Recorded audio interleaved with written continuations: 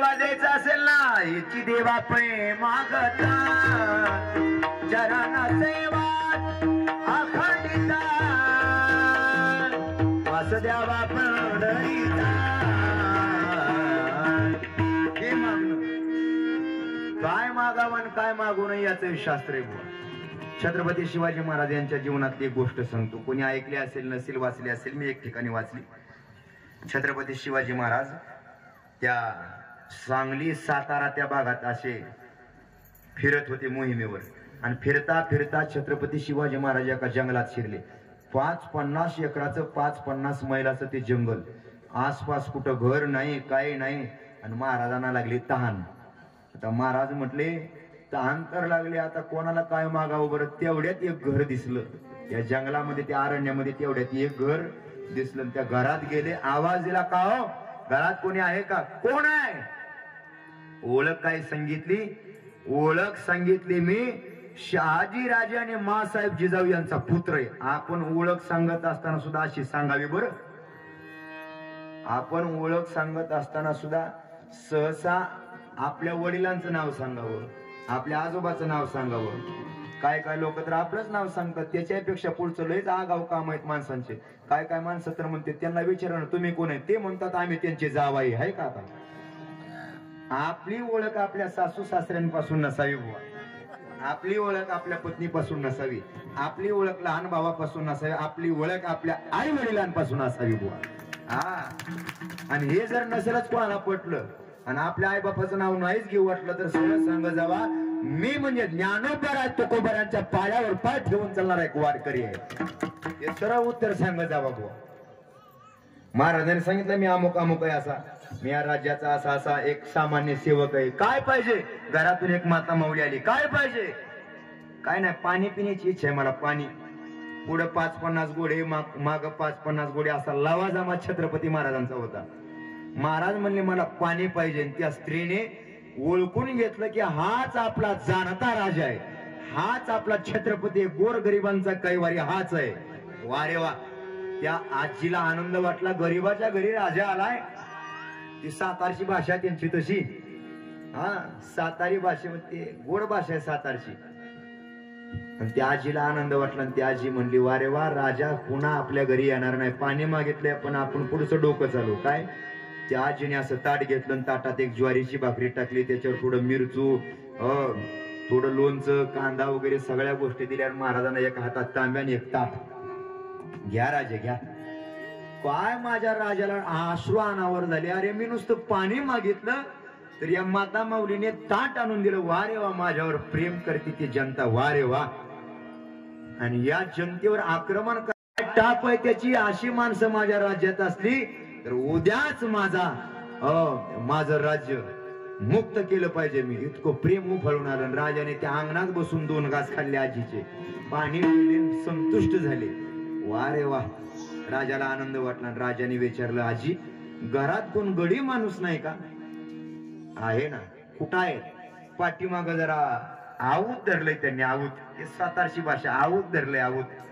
बरं बोलवा ना त्यांना. आणि मग ऐका बर का, बोलवा त्यांना.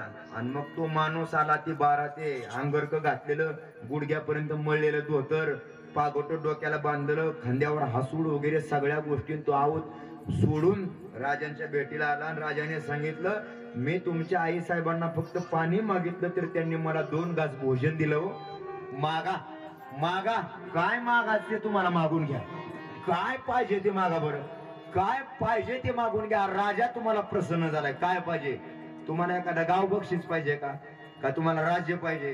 तुम्हाला संपत्ती पाहिजे? तुम्हाला धन पाहिजे? काय पाहिजे बरं? आता त्या माणसाने काय मागावं बरं नाना? काय मागावं बरं दादा? काय मागावं? तो म्हणला राज, अहो सकाळपासून असा उतरले, सूर्य डोक्यावर आलाय हो. काय मागावं काय मागावं? तो म्हणला वाईस जरा सकाळपासून तंबाखू खाईल म्हणतो पण चुनाच नाही हो तंबाखूला देता का? हे पदरच नाही, याला इतिहास आहे. इतिहास, या गोष्टीला इतिहास आहे. राजे म्हणले काय माझ्या राज्यातली भोळीन बाबडी जनता आहे, मागायचं सुद्धा कळत नाही. राजा प्रसन्न झालाय, काहीतरी मागून घ्यावं ना.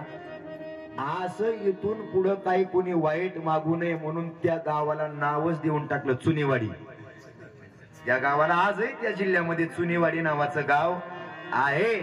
ऐका, राजा प्रसन्न झाला तर काय मागावं हेची देवा पै मागत.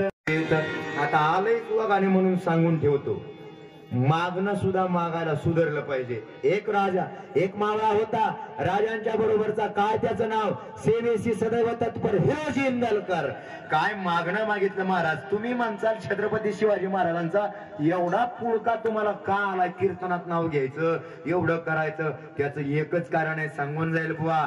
आज हे कीर्तन चालू आहे, हा धर्म मंडप चालू आहे, सुरक्षित माझ्या मारुतीराचं मंदिर आहे.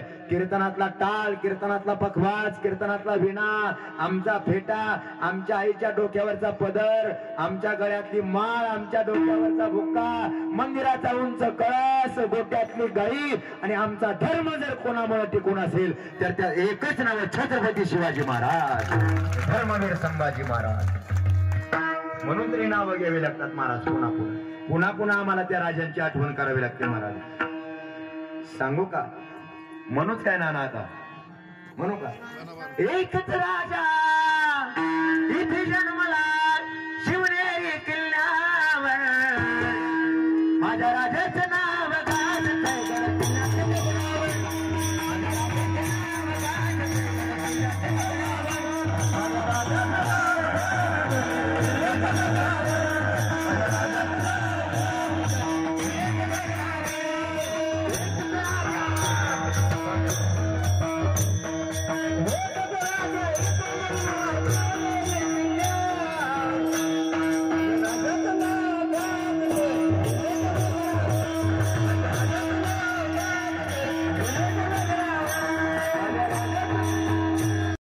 झालेलं नाही बरं का नाना.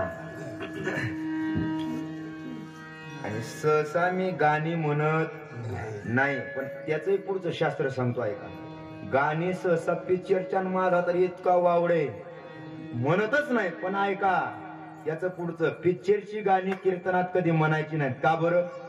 परमेश्वर महाराज का म्हणायची नाहीत? पाप लागतं. पिक्चरची गाणी कीर्तनात म्हटली तर दादा काय होतं? पाप लागतं. शिवाजी महाराजांची नाही म्हणलं तर पाप लागतं. शिवाजी महाराजांचं गाणं नाही म्हटलं तर कारण त्यांचे उपकार आहेत ना महाराज आपल्यावर. जो राजा शिवाजी कोणाला म्हणतात, आयुष्यभर स्वतःच्या जीवाशी खेळला त्याचं नाव शिवाजी, ते शिवाजी महाराज. आणि त्या शिवाजी महाराजांच्या पदरामध्ये एक आताच्या काळातला इंजिनियर आणि त्या काळातला एक गवंडी होता. गवंडी काय त्या गवंड्याचं काम बरं? शिवाजी महाराजांनी सांगितलं, हे हिरोजी काही दिवस मी मोहिमेला निघालोय, मागणं कसं असावं आहे का? देवा पुढे उभं राहिल्यावर काहीतरी मागं जाऊ नका हो. माझ्या पप्याचंच लगीन होऊ दे आणि असंच होऊ दे, हा असलं मागायचंच नाही. भंगार काय देवाला जर मागायचं असेल तर देवाबद्दलच मागायचं, संतांबद्दलच मागायचं.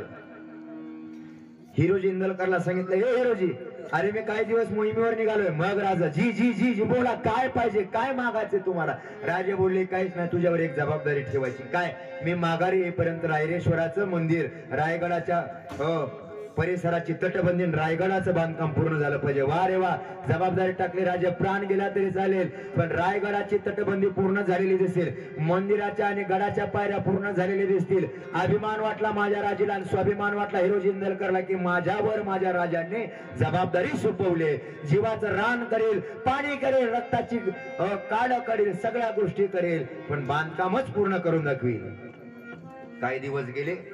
काही दिवस गेल्यानंतर तिजोरीतला पैसा संपला. आणि हिरोजी इंदलकर बोलते, काम तर पूर्ण झाले, कारण प्राण जाई पर वचन ना जाई, वचन देऊन ठेवलंय माझ्या राजाला. आता काय करावं?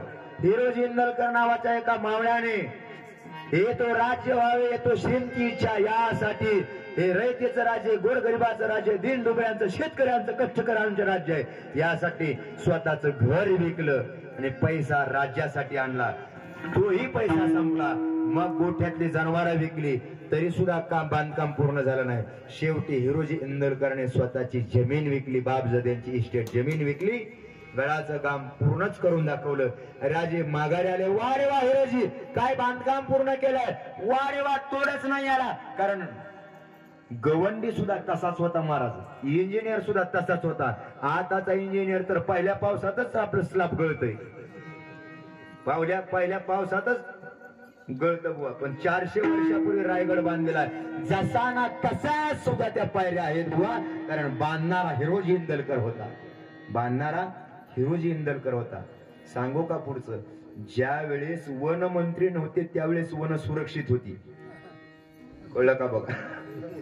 ज्या वेळेस वन मंत्री नव्हते त्यावेळेस ती सुरक्षित होती.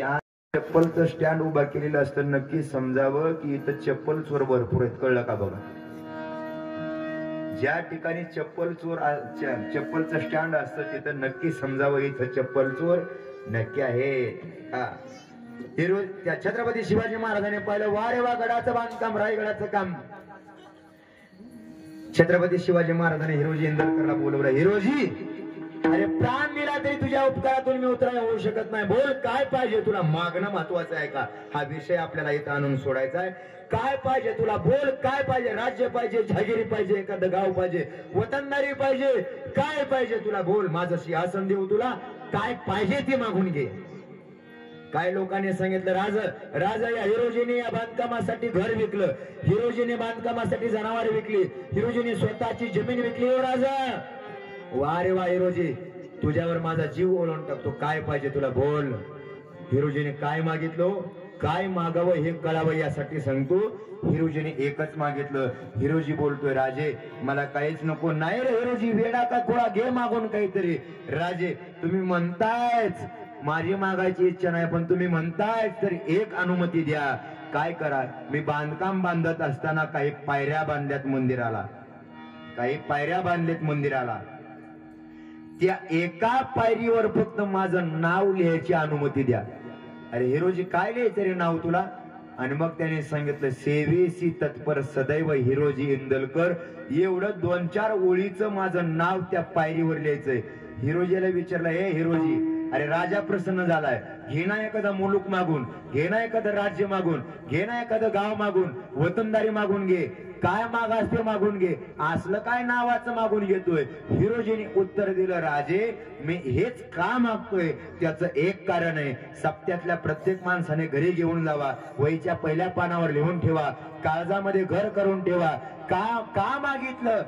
पहिल्या पायरीवर नाव लिहिण्याची अनुमती का मागितली? हिरोजी बोलतोय, राज असं का मागितलं त्याचं कारण माहित आहे? अहो ज्या वेळेस तुम्ही रायगडावर याचाल त्या वेळेस तुम्ही मंदिराचं दर्शन करायला जाल, याच पायऱ्या चढून तुम्ही जाल, याच पायऱ्यांवरून तुमचे पाय पडतील.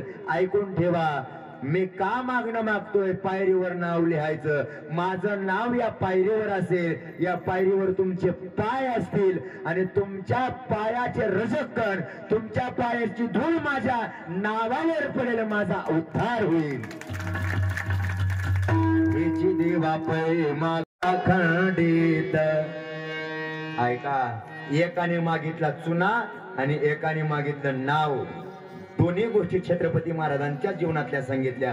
काय मागावं हे आज आम्हाला समजलं पाहिजे. तुकोबाराने विचारलं देवाने, तुकोबाराय तुम्हाला काय पाहिजे? महाराज बोलतात आम्हाला काहीच नको, पण द्यायचंच असेल ना दुसरं काहीच नको, हेच द्यावं लागेल.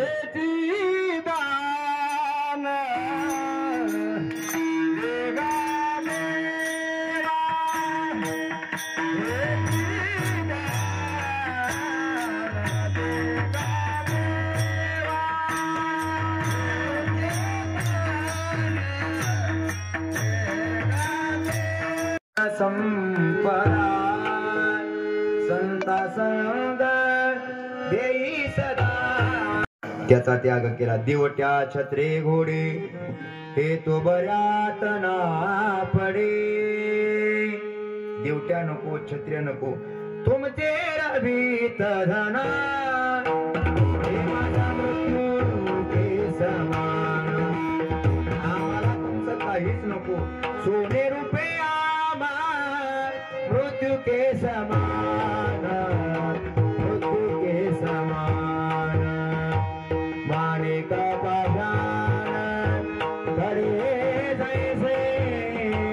आम्हाला तुमचं काही नको, धन नको, संपदा नको, पण मुक्ती का बरं नको? मोक्ष कोणाला नको? मोक्ष कोणाला नको?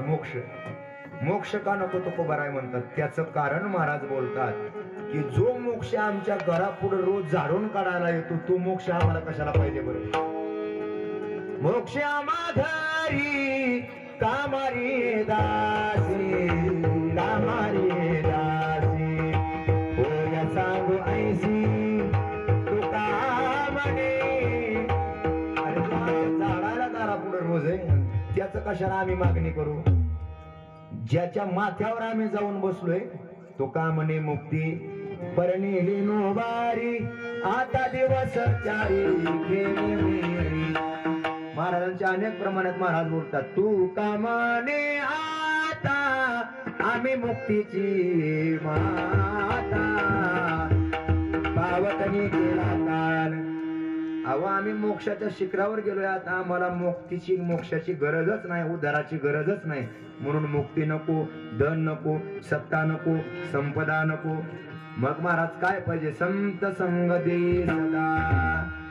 यासाठी तुकोबरा तुम्हाला पुन्हा पुन्हा जन्माला यावं लागेल पुन्हा पुन्हा अवताराला यावं लागेल.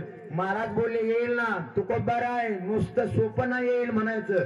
त्यासाठी पुनरपि जननम पुनरपि मरणम पुनरपि जननी जठरे शयनम वेळा जन्म यावे म्हणून जीव झाला शरण गेला. दुःख बांधवडी आहे हा संसार. तिकडे आपल्याला चिंतनाकडे जायचं नाही. पण हे गर्भवासाचं दुःख काय सांगू गर्भीची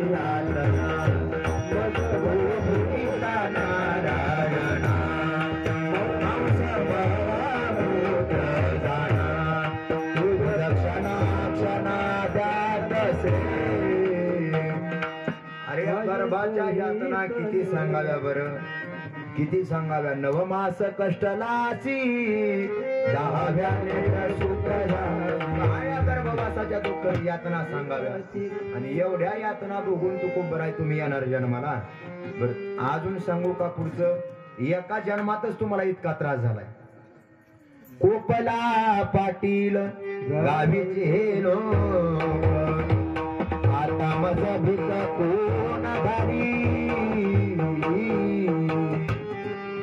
मला काठीने मारलं गाढवावर असून तुमची दिंड काढली समाज नाही ते बोलला लोकांनी तुम्हाला त्रास दिला.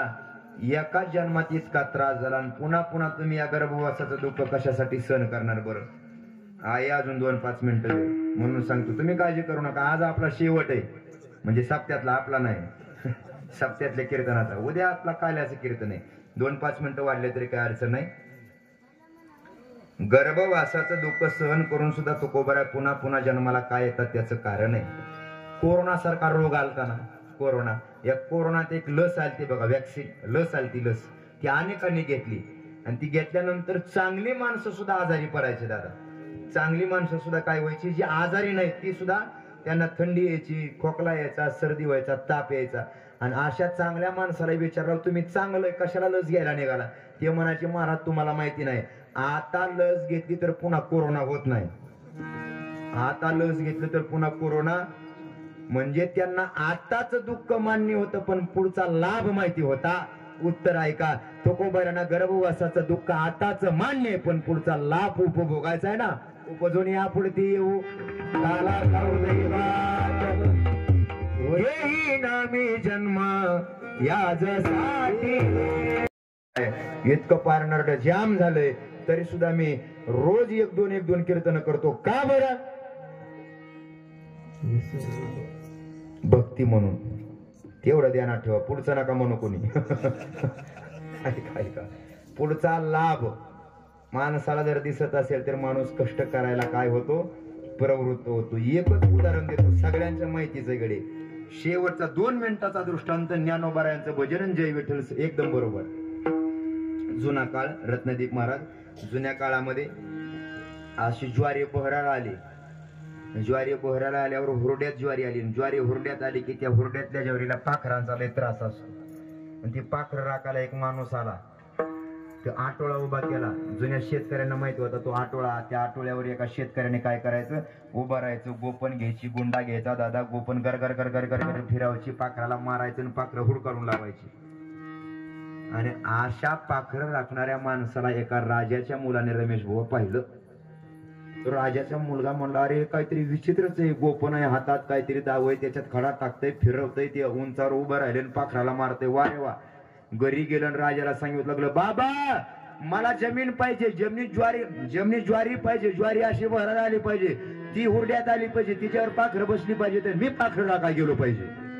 हे कोण बोलतंय? राजाचं पोरगा. आता राजा बोलेन दर आले.